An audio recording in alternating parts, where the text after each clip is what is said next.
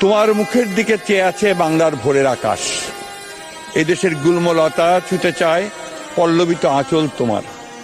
যেন এক প্রতিশ্রুতি হেঁটে যায় আমাদের কণ্ঠগীত কালের ভেতর। লাঞ্ছিতের আহ্বানে যেন মাটি জন্ম দিল এক শস্যগন্ধি মাটিরই কন্যাকে।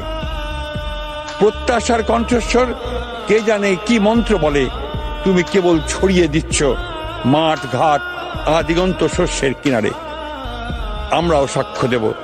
হ্যাঁ, আমরা একতা দেখেছি মা তাকে এক অনিশ্চয়ই সাঁধারে দাঁড়িয়ে আরো ডাঁড়ার মতো মেলে দিয়ে ব্যাঘ্র দুই বাহু 11 কোটির মাঝে নেমেছিল বিদ্যুৎ বিভায়। কখনো ভুলো না যেন তোমার ঘুমটায় আছে মানুষের আশার বারুদ।